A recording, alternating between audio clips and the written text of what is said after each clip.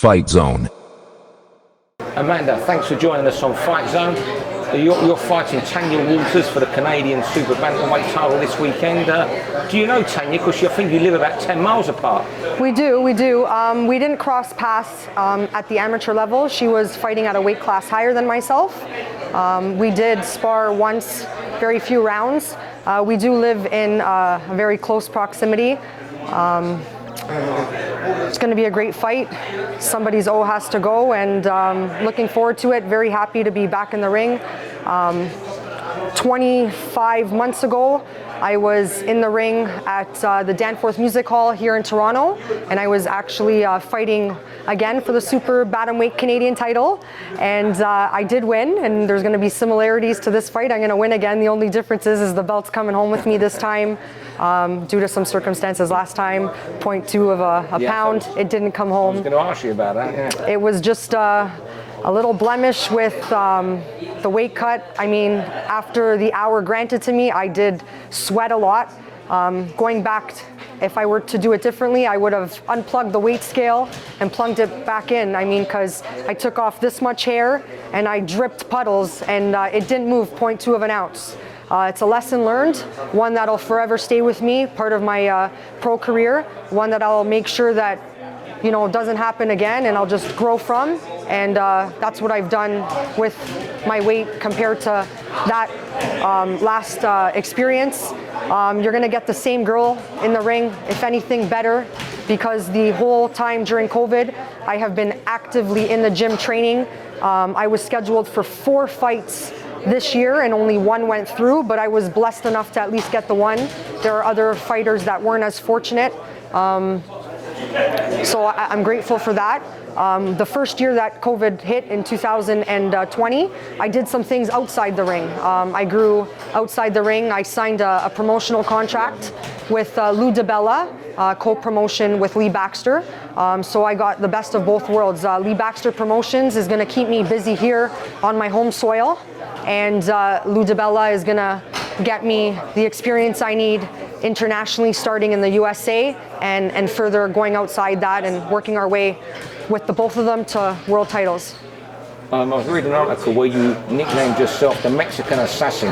Tell us why you gave yourself that nickname. So I gave myself that nickname prior to my 4-0 win, because all 3 of my fights as a professional were Mexicans, and these girls are very, very, very tough. They come here not only to just get paid and get in the ring, take their paycheck home. They come to win. They come from a different cloth. I mean, they were all 3 of my fights, from my pro fight number 1 to number 3. They were very, very tough. I hit them to the head, to the body, up and down, from post to post, and they just had one direction, and that was coming forward. The relentlessness was immeasurable. I came out on top, thankfully, due to my training and the support team I have around me, and my coach just always digging deep. So that's why I gave myself that little nickname then. So you've got a big personality just from these 2 or 3 minutes I've spent with you. Did you have that as a kid, or was boxing giving you that, or was you always, as a girl growing up, was you always the life and soul of the classroom?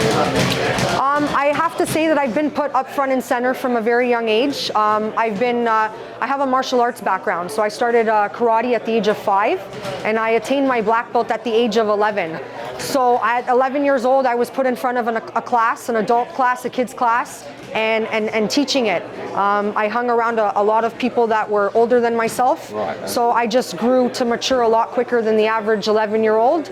And so I want to, speak to that, and a lot of confidence, and the ability that I have to speak and be confident comes from my martial arts background, and the fact that I've just been surrounded by older, mature people that know what they want and go after it. And because I've subjected myself to this surrounding, it's influenced me tremendously. Fightzone viewers can only be impressed by watching this interview and listening to you. What are they going to get when you put the gloves on this weekend? So Sunday, like I said, I've had the privilege of fighting November, which was 4 months ago, I faced it all. I faced 3 Mexicans that are tough, and all they do is come forward. In November, I faced a girl that was 132 pounds fighting 6 months prior to our fight. She didn't make weight. We fought at 120-22. She came in at 123. I came in at 120. Tall girl, strong girl, a lot heavier, big boned girl. And I was able to go 6 rounds, adjust, and win that fight. And so basically whatever's put in front of me, I'm strong enough in my beliefs of the type of fighter I am, all dimensional. I know that whatever happens on Sunday, if I need to make adjustments on demand, I will, and I will come out on top. I'm able to adapt at any point, but one thing's for sure is I'm going to go in and I'm going to bring my game to the table, and they're going to have to adjust to me.